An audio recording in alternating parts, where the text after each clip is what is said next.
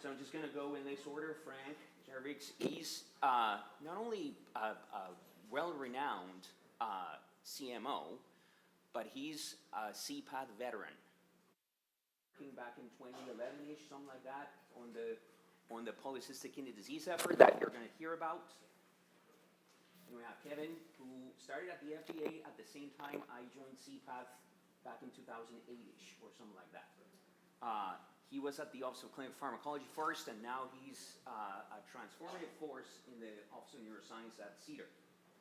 Alex, he's an executive director within the Rare Disease Cures Accelerator Data and Analytics Platform, which is the big platform that is now becoming the home for every precious patient-level data points in rare diseases.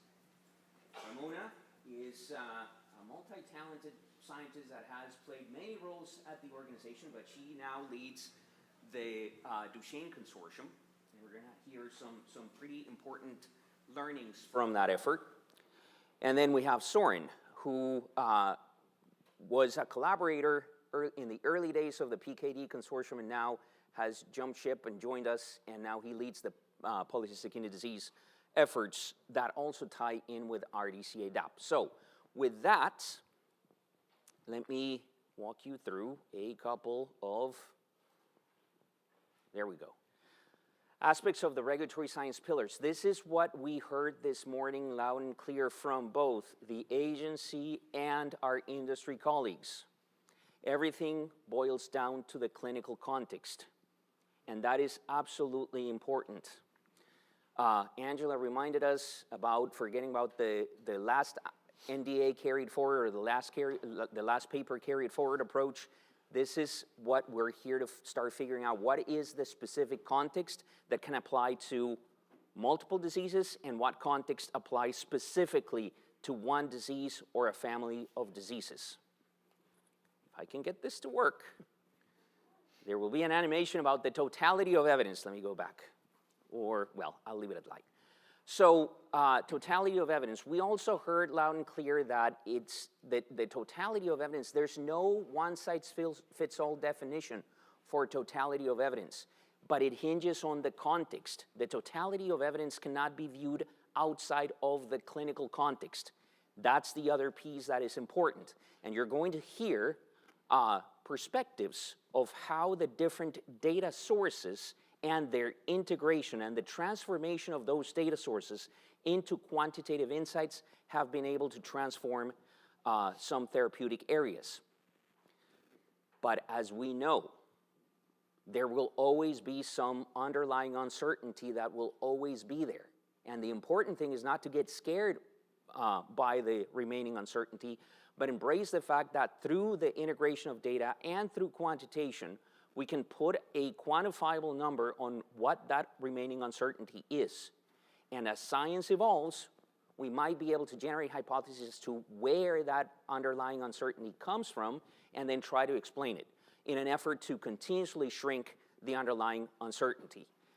And the last piece is the specific regulatory pathways with the flexibility that we heard from the agency in the right context, with the right totality of evidence, with a quantitative understanding of remaining uncertainty. That's really what drives decision-making for regulatory science, especially in rare diseases.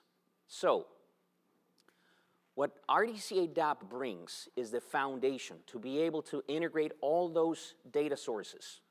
Every data point in rare diseases is absolutely precious, and RDCA-DAP provides a home for those data to then transform those data into specific actionable solutions, some of which you see listed there. But the notion of being able to simulate clinical trials and use that to optimize trial design touches on endpoints, touches on biomarkers that can be used as endpoints, but don't necessarily need to be always thought of as endpoints. There's a lot of biomarker use that can be applied to enrich clinical trials, optimize how you select patients for clinical trials, and that's very impactful, and that's not necessarily an endpoint. Of course, the patient-reported outcomes and the different types of clinical outcome assessment tools so that we understand exactly to measure things that are clinically meaningful is absolutely critical. But then everything boils down to the data. And we have Ramona Walls in the audience here, and she's going to help us with some of that as well. So this is a summary of that.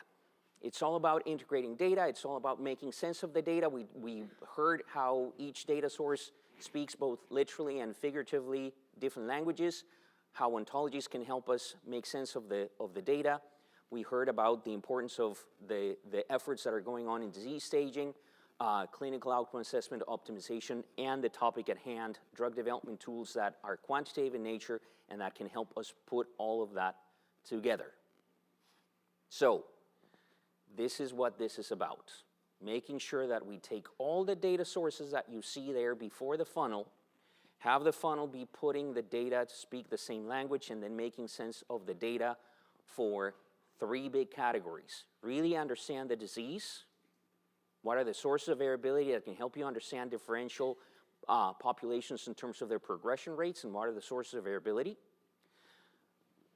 On the other end, the aspects about drug effects and how the drug effects can change the nature of the disease or not. And then the aspects about clinical trial. We talked about placebo effect and how it's important to understand if the placebo effect is an add-on with an onset, a magnitude, and a duration and a variability to just quote-unquote underlying disease progression. And then the dropouts. And understand what is the time-varying probability and the drivers for patients dropping out of the studies. This is pretty resource-intensive, data-hungry, but we have the track record to be able to do that, and that is what we're going to be discussing today. So with that, let's kick off the panel. So Frank, yes. you were part of the transformative journey in PKD, and you saw how the integration of data led to some pretty impactful quantitative understanding of not only the disease progression, but the biomarker dynamics. And you were able to benefit from that from an industry perspective. Can you kick us off with some comments on that front? Sure. Let me just start by saying all of that was way before this. It began really with the Critical Path Initiative that was both listed for FDA and NIH in studying this particular rare disease, autosomal dominant polycystic kidney disease, which sounds very obvious. Your kidneys are normally this size. With that disease, they can grow to be football, rugby ball size, and stop functioning. So the NIH actually had launched a natural history study in patients that were very pre-symptomatic but potentially likely to progress. And those data became available around the time our company was interested, primarily based on animal data showing effects on those animals' kidneys in slowing kidney disease and their kidney growth and thereby slowing the loss of kidney function. We used their data without any sophisticated analytics to help design our first pivotal trial, which, although it was a rare disease, ended up being conducted in 1,450 subjects or participants over 3 years. And it was a challenge. And there were a lot of negotiations and discussions with FDA at the time. There was a tremendous amount of uncertainty with regard to that endpoint of kidney size and what it really meant. But how we used it really was to say, we're going to only treat those patients that are likely to progress to renal failure. And the data that NIH brought forward was very suggestive that there were certain types of patients with a particular type of PKD called ADPKD type 2, or whose kidneys were relatively small for age, that didn't really need to receive treatment. So we focused on the patients that were more likely to progress, and that actually did help with their disease. Now, what happened after that, as I said, FDA, NIH came together in a series of meetings, coordinated, I guess, by Critical Path, beginning in 2007, where at the very first meeting, they were like way over here. We really didn't understand what FDA needed. We hadn't been talking to each other. That meeting brought everyone together, and with a lot of support, I would say, from FDA, a lot of high-level people were at each and every one of the meetings and still are part of the consortium. At every consortium meeting, really helped bring that endpoint and how to construct a clinical trial properly together. We had already started, and we did modify our trial to some extent on the way. And it was very helpful at the end of the trial when we saw that that particular endpoint was highly positive, but also had some interesting nuances that needed to be analyzed further. So ultimately, that drug received approval in almost every country before the endpoint was approved. And that endpoint was not approved as an endpoint, but really as a clinical drug development tool to enhance or enrich the clinical trials. Ultimately, when the drug was approved with a second trial in the US, or for the US, I should say, it was global. This was a 1,370 patient trial for 1 year. That data combined with the first trial led to FDA's acknowledging or accepting that as a viable or validated surrogate endpoint for approval, which then other companies, I think, benefited from in terms of designing their trials in a more streamlined, cost-effective manner. And the company I was working with at the time, Otsuka, benefited in terms of using it for analyzing or as an endpoint for pediatric trials and other sorts of trials that would potentially be helpful. And that endpoint was total kidney volume. Total kidney volume, yes. Which is an imaging type of endpoint. Again, the notion of how the biomarkers link to the clinically meaningful aspects of disease. I wonder if you can comment for 30 seconds on how the underlying data in the first round had imaging data that came from 3 imaging modalities, right, and how we were able to integrate that. So the CRISP program, which was the NIH-funded natural history study, incorporated historical data, incorporated prospective data in healthy volunteers obtained only by MRI, which was a more sophisticated, more accurate way of doing this. But there was data from a number of centers who have studied PKDs for decades, including ultrasound, including CT, a variety of imaging modalities that were brought together, and part of the validation of the endpoint of total kidney volume included not only what does the volume mean in terms of disease progression, but also does it really matter which imaging modality one would use? And it really didn't. I mean, there were some preferences and some, obviously you want to avoid radiating, radioactive or radiating imaging if you can. And then there were some other caveats as well, because MRI works really well in adults, but when you have pediatrics, it could be very troubling. So their ultrasound, knowing that ultrasound could work, I think was very helpful in terms of designing trials that would be amenable to that patient population. Right, perfect. Ramona, you are in the midst of the last development stages for some pretty cool quantitative drug development tools for Duchenne that are currently under active review by both FDA and EMA. But that doesn't mean that the industry members of the consortium can't use the tools before they're fully vetted and endorsed by the agencies. Can you comment on that experience? Sure, yeah.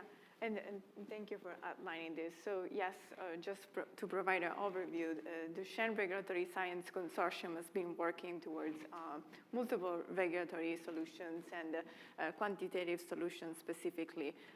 Clinical trial simulation tool that was generated by extensive effort of quantitative medicine team, data managers, and all collaborators that convened as part of the consortium to really create knowledge around disease progression in Duchenne muscular dystrophy. So we were able to build this disease progression model in a very much of a data-driven effort that allowed us to aggregate data from multiple sources.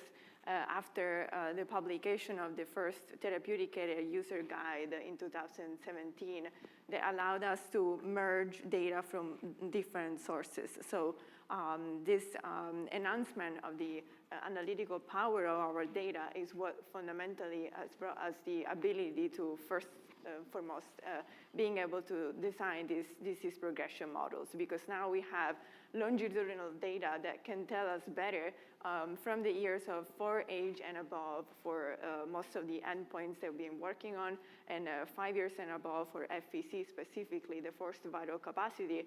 We can look at trajectories of disease progression in time, which is a very important tool for design of clinical trials. So we've seen that as part of the consortium activities, it has been fundamental for us to really have an interaction with the drug developers in understanding where the gaps and how we could capture these in a quantitative and mathematical model, and really assessing for the velocity endpoint specifically, the detail on how to quantify and standardize the language that each of these studies have collected in very different ways, as you can imagine, going from natural history studies to clinical studies and to randomized clinical trials, really assessing the standard language that allow us to then come down to 5 endpoints that are currently used in randomized clinical trials for Duchenne,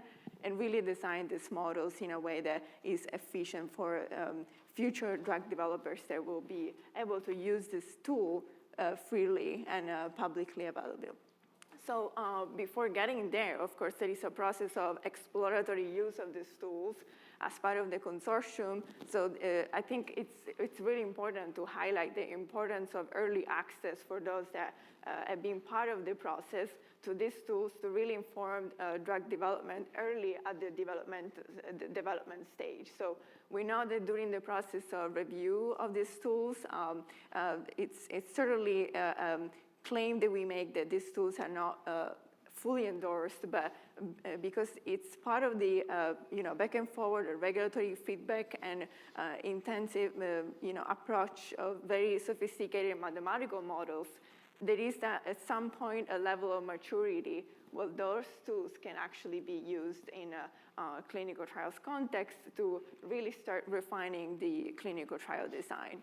So I think the community has shared with us some of these advantages and advancement as potentially being part of the design, but also making it useful earlier. Yes. So, but I wonder if you can comment a little bit more on the nature of the endpoints that are being modeled. Because we heard from Angela this morning how it does not just go with the inertia of whatever endpoint came before. So I wonder if you can talk about the journey that we took with the regulatory feedback about which endpoints were selected for modeling. Absolutely. So I think the initial plan was to include 6 endpoints, and including the Brute score, which is a scale that then was considered not as consistent for measurement to be included into these mathematical models, just because, again, this is a data-driven effort. So the granularity of the data is what is driving then the model fitness. And so really the definition of the rigor in which the data were collected is also what has brought us to define that the endpoints selected at the end were 5 and were North Star Ambulatory Assessment, velocity to climb 4 stairs, velocity to walk run in the 10-meter test, and velocity to stand from a supine position. We also were able to include among the many respiratory tests that are collected in clinical trials and observatory studies, only FVC, because unfortunately we know that it is complex to characterize respiratory testing in a pediatric population.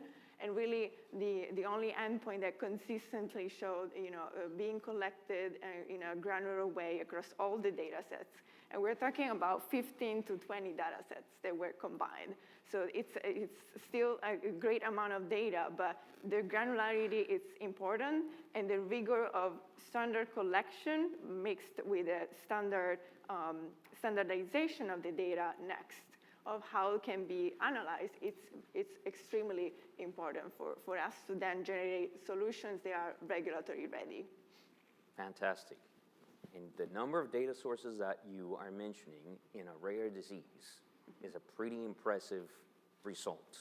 Yeah, and this is also, just to put another point, I think increasing the data sources is what caused us to decrease the heterogeneity and variability that we have in these data sources. So I think that having these tools of really aggregating data from multiple sources, knowing that there are limitations in, as we have seen, characterizing dropout is not as easy in natural history studies or observational studies as it is in media for clinical trials instead. So there are limitations in looking at multiple sources of data, but certainly depending on the purpose and the context of use, you can find a benefit from doing so.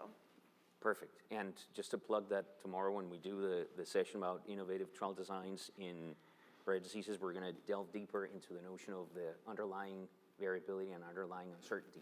But about the data, I'll turn to Alex now. So you are on a mission to make sure that every precious data point is maximized in its utility. Can you comment on that?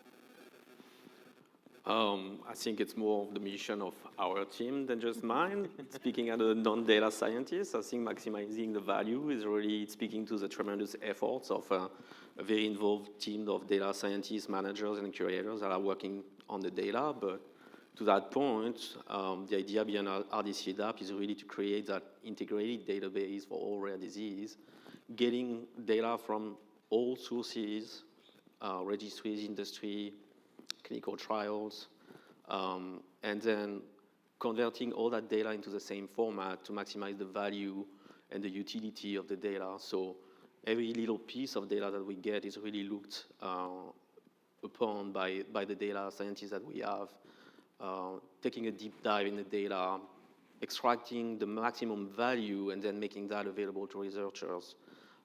There's a key aspect about RDCA-DAP is the potential that the database is going to open more and more for lessons learned and cross-disease discoveries. We were just discussing a task force in rare mitochondrial disorders that we're trying to launch with my colleague Amanda. Mitochondrial disorders, we are starting to get data for Leigh syndrome thanks to our collaboration with the Cure Myeloid Foundation. And so we're hoping to address these disorders. But rare mitochondrial disorders have an ataxia component, a seizure component, some have a neurodevelopmental component. And that speaks a lot to me because that's what RDCA-DAP is about. We have ataxia data, we have rare epilepsy data, and we also have a lot of expertise in how we can analyze, how to track patients that suffer from ataxia, for example. And that's going to help us address other rare disease. And so that's really what this platform is about and how it's going to help accelerate efforts. Well, at this moment, we are developing disease progression modeling for 2 rare neurodegenerative disorders, one for Friedreich ataxia and an effort for progressive supranuclear palsy. And I think as we go along and develop more efforts for dementias, for example, we're trying to work and launch an effort for FTD, we're going to have more and more opportunities. And I believe, Klaus, we had a discussion last year about some of the models that when we develop a model for Friedreich, we see some redundancy or some kind of redundancy, already seeing that we can maybe adapt, if not adapt some of the modeling that we develop for one disease to facilitate the development of models for another disease.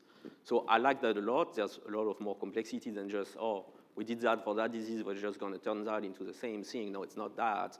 But I think that speaks to what we're trying to achieve here in terms of facilitating future efforts and really advancing our progress as we speak to disease modelization and developing drug development tools. Perfect. That's a key point that you raised about the notion of the cross-learnings from one condition or family of conditions to another.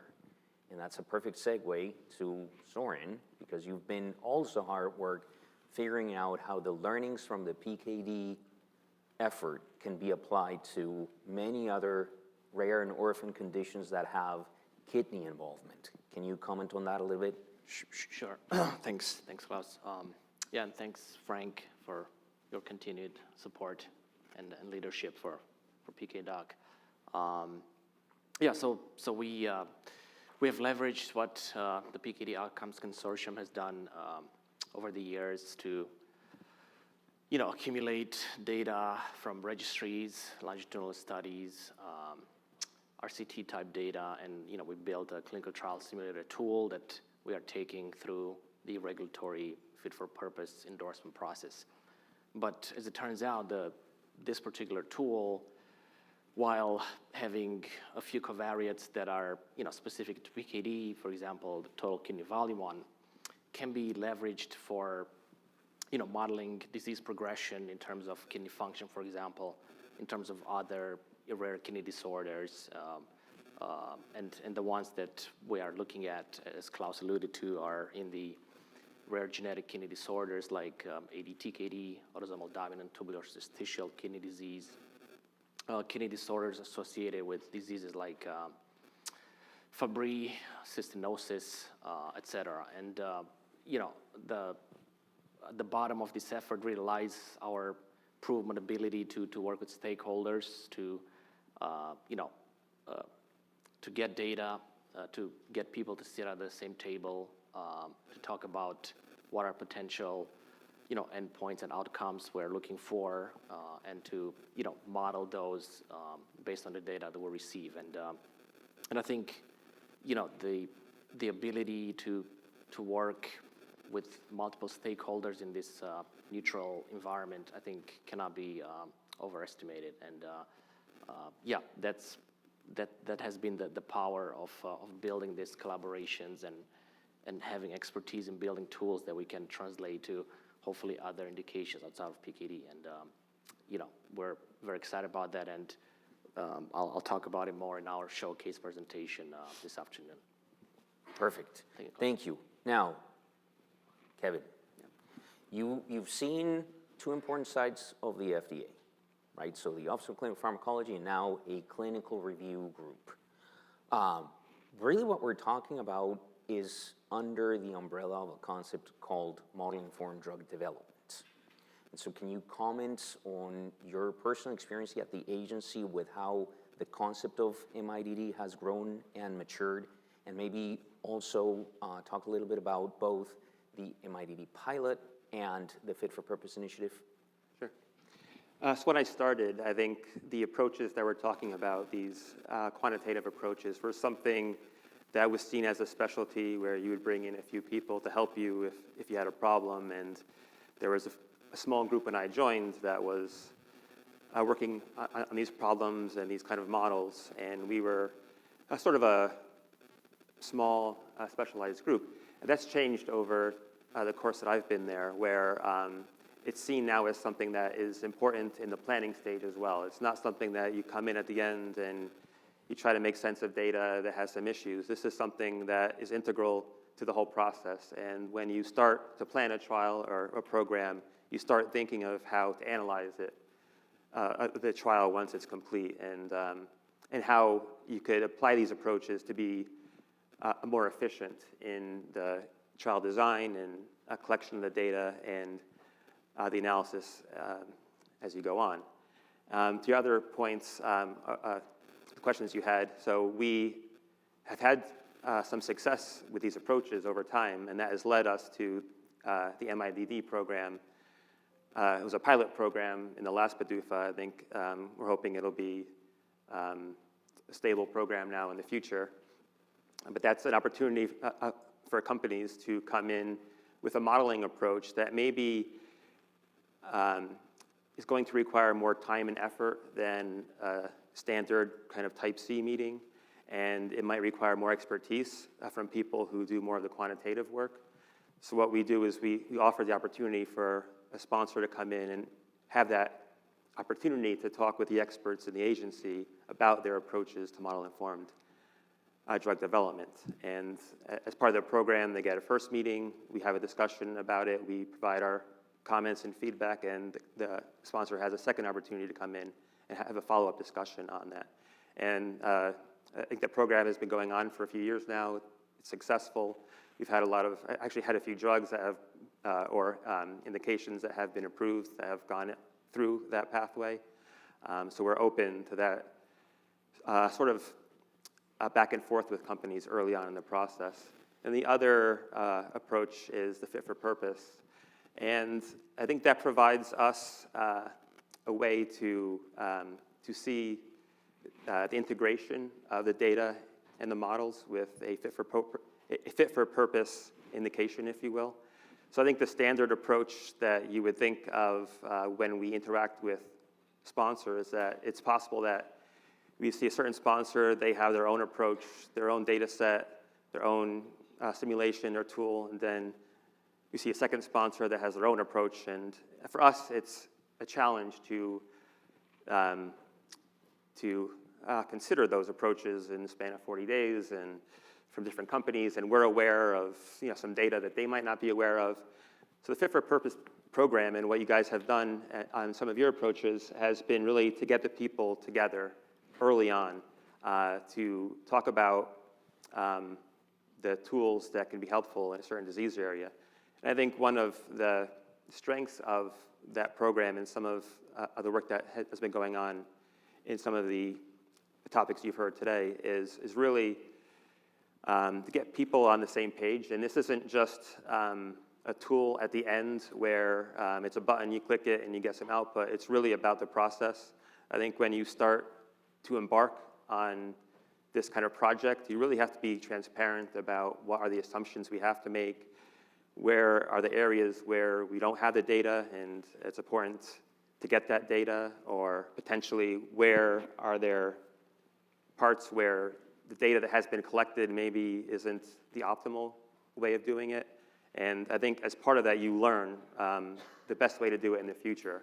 And a second comment about the tools are that it's not a static tool. This is not something that you go forward and it's a tool, it gets fit for purpose or some kind of qualification.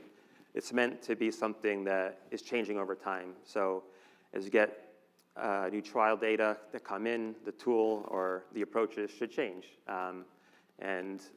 So as we go forward, we hope that these tools can incorporate trials and successes and new standards of care and to evolve as they go forward.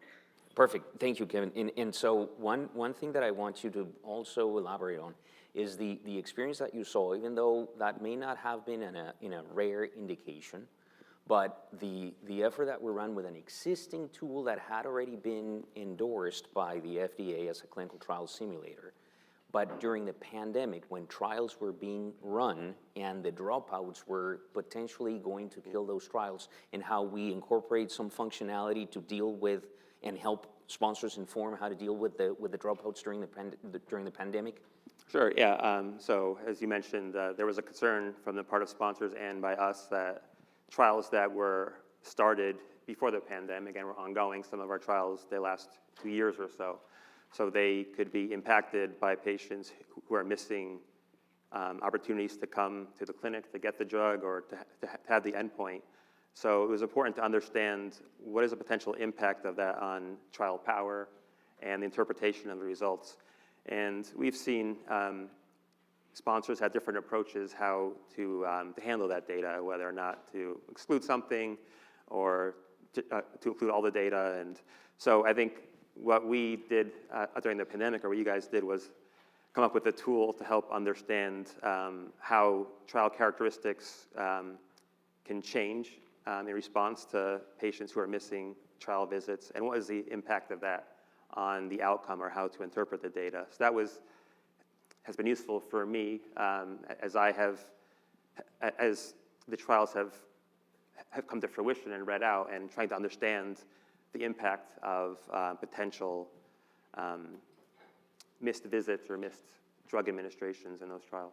Perfect. So Kevin wrapped it up with a key component, a key message, key take-home message: the learn and confirm paradigm. And it deals with the 4 pillars that I was showing in the beginning.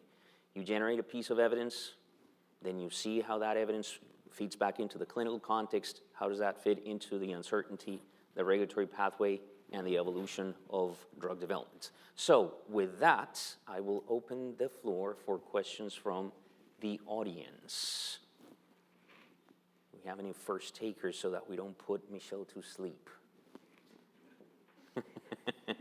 So while you get more excited about asking questions, Regarding the learn and confirm paradigm, Alex, I'm going to pick on you once more. One of the things that is a key learning from RDCA-DAP is also the ability to diagnose specific areas for continued improvement in data collection. Not as an indictment about anybody having done anything wrong or that the data are low quality, but focusing on the opportunities and making those opportunities happen. Can you comment on that? Yes. Once again, it's not me, it's the team, but it's really something that always comes in conversation, data standardization and making sure you collect more and better data and how we place ourselves in that conversation. And so each time we get a data set, it's a deep dive and a diagnosis on the data set that we receive. And so the team is able to feedback that to the people that contribute data to us and let them know where were the gaps in their data collection, where do we see areas where you can fix things, what recommendation we can make for your standards and improving your data collection. So we're very much in that loop, and I call that a loop because it's starting to arrive. We're starting to get contributors that share data to us early. The team incorporated the data, provided a feedback report. The contributor continued their collection, made adjustment, enhancement based on our recommendations. They also made improvements by themselves. And we're going to get that data. It's about to arrive, an updated data, and we're starting to see how we are really helping improve these data collections. Perfect. So Ramona. One thing. Yes, please. I would like to add to this that one of the limitations, and for those of you that just attended the risk showcase, I apologize because I'm repeating some of the things, but really going through the processes and features of the clinical trial simulation tool, there are some limitations to our knowledge.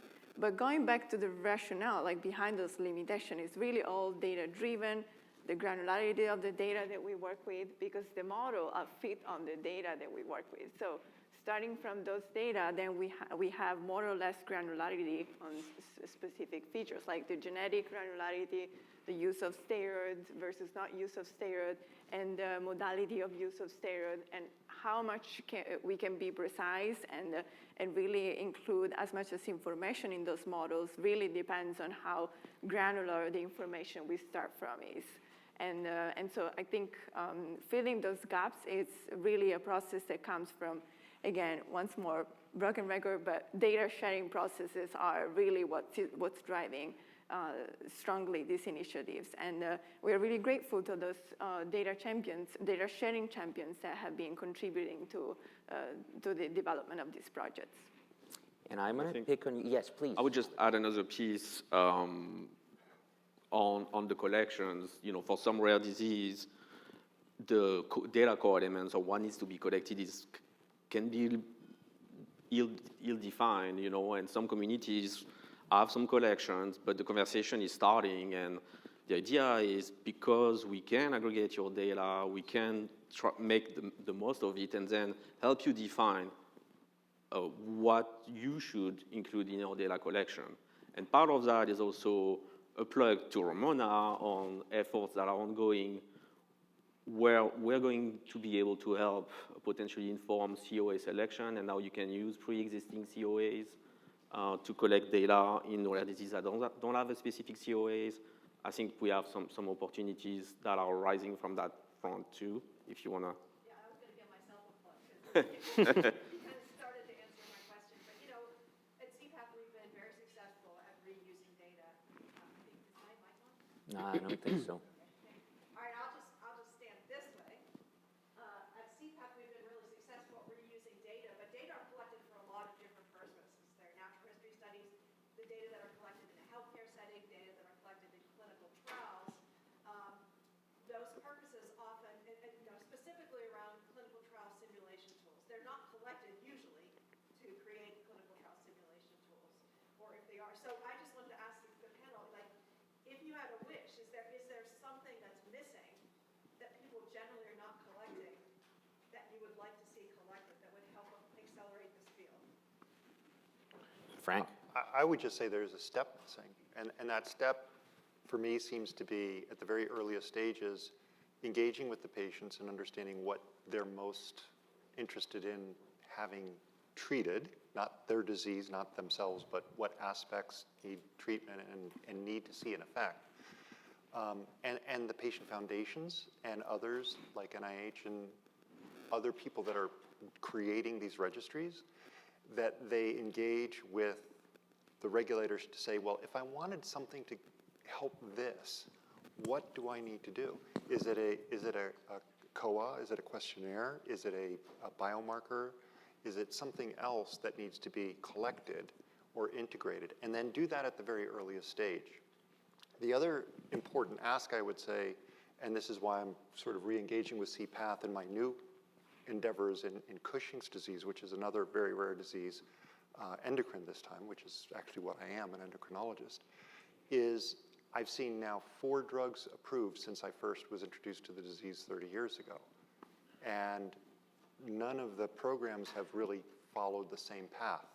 And they're using different tools, and there's a lot of dissonance and application of COAs that would not be approved other than the fact that it's an extremely rare disease and very difficult to study. How can we align the data that Cushing's patients are interested in with the data that patients with adrenal insufficiency or other disorders that are very closely related to develop tools that will apply more broadly, not just to endogenous Cushing's disease, which is caused by a tumor, but to the Cushing syndrome that we cause as physicians when we try to treat rheumatologic disorders or asthma or things like that. So I'm very interested in seeing how, at a very early stage, we begin to integrate these things into the registries or the databases and build the drug development tools that are going to be needed, not only to look for efficacy, but also to look for safety or toxicities of those agents. I just want to say, I swear this was not planned, but this is exactly what I'm going to talk about, that we're going to talk about in our presentation. Okay. I'm sorry, I will miss it. That's why we set up the meeting the way we set it up.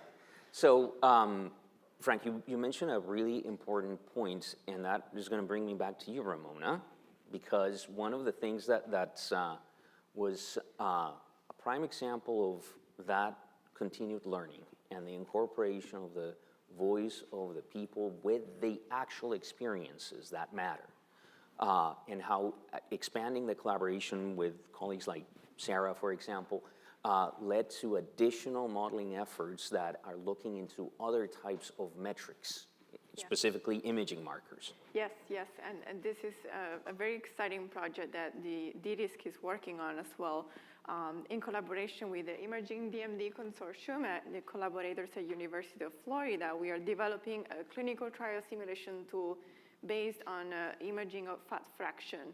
So fat fraction infiltrates the muscle when the muscles start being wasted, and we know that there is a correlation between fat fraction and muscle waste. So basically, looking at the progression of fat fraction infiltration in the muscle can tell us how the disease is progressing, and having a prediction of the speed of this progression is really important.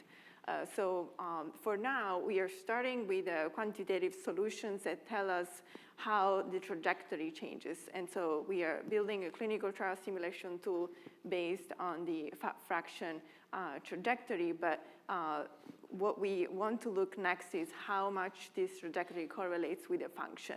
And that's something that will come next. But at this point, it is really important for us to really collect the data and the evidence that tell us that there is association between fat fraction and disease progression in Duchenne muscular dystrophy. The same has been done in other dystrophinopathies, for example, Baker muscular dystrophy. And also, fat fraction seems to be a very useful tool to also outline carriers in Duchenne muscular dystrophy, because there is a component that is not really symptomologic in terms of loss of ambulation, but fatigue can also be associated with fat fraction deposition in those carriers that sometimes don't even know have the genetic mutation. So really using these quantitative tools to start with exploratory activity toward these very powerful instruments is what we're looking forward to accelerate next. Yeah, perfect. And Kevin, I'll probably ask you to close us out with your reflection from your experience at the agency of how sometimes there's this depiction that the agency has a bunch of priorities, but they seem like they're separate and kind of on its own, like, you know, MIDD, PFDD, DHTs. And so, and especially with the notion of clinical meaningfulness and patient-focused drug development with MIDD and how the two are integrating. Can you comment on that? Well, I could say that for all of those that you just had mentioned, it's not, well, I could say, for example, for the MIDD program or Fit for Purpose, it's not that you have me and the modelers in a room who are determining, is this fit for purpose? It's a team effort, statisticians and clinicians and everybody on the same page and together looking at these issues. This is never, you know, a silo where just a group, you know, DHT looks at this. It's always in the context of what is important for the clinical need and clinical trial design. So it's always the case that this is viewed in that perspective. Perfect. All right. If there aren't any outgoing questions or comments from the audience, with this, I'm going to thank the panelists and close this session. So thank you, guys. And with that, I have the honor to introduce my friend and colleague, Lindsay Murray, who is the Executive Director of the Rare Disease COA Consortium. And she's going to give us a cool overview of a resource that